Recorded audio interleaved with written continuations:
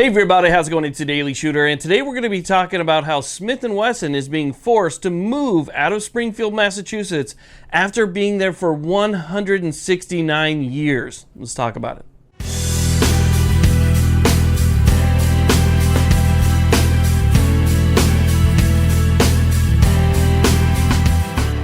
Okay, so let's go ahead and talk about this story here because it is a very, very big story. Smith & Wesson has been in Springfield, Massachusetts for 169 years, which I believe is the entire company's history. So having it forced to move out of state, it is a pretty big deal, and it's going to have some pretty big consequences as well. And that is all because of State Representative Bud L. Williams, who came up with this beautiful bill, this bright idea that would basically stop Smith & Wesson from producing ARs and certain pistols at their manufacturing facility, which Smith & Wesson says would basically stop 60% of their manufacturing.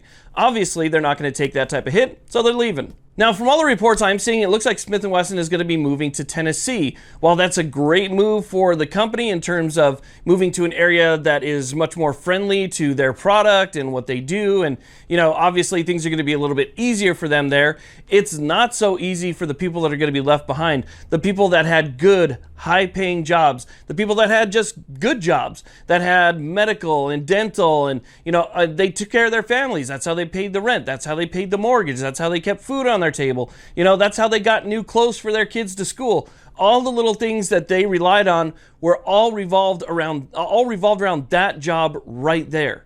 And so you have, I guess they're going to bring over something like 550 employees that are currently in Massachusetts to wherever they end up moving. So 550 employees, but that still leaves like 1,000 employees who are going to be out on the street with no job, and that is absolutely terrible. So the person, this Bud L. Williams, who came up with this bright idea, is responsible for all of those people losing their jobs. These are his constituents. These are the people that he is supposed to be helping, but what does he do? Instead, he decides to just go for a political agenda and throws them to the curb. Now, here's the thing. This accomplishes nothing for Mr. Williams, because if Smith & Wesson says, screw this, and they do move to Tennessee, well, they're still going to continue to make the same products that they would have in Massachusetts. And so absolutely nothing was accomplished. You have one company that moves from one state, they move to another state. They still make the exact same products that you were going to try and stop them from making in your state. They're still making them.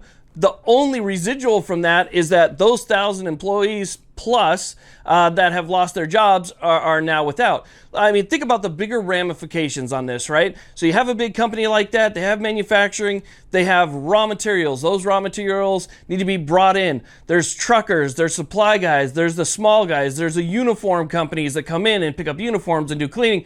There's all of the extra effects of something like that happening. Think about all the small businesses around that area, all the restaurants and, you know, little places that were all built around this community center, which was their headquarters, and all of those people leaving and, you know, not needing to go and come back and kind of surrounding that area anymore. All of those people are going to take an economic hit as well. This has a lot bigger implications than just them moving to a different state. So this state representative, he really just created a huge problem. I mean, you got to give it to Smith & Wesson for sticking with Massachusetts for as long as they did. I mean, we all know that they're not very Second Amendment friendly.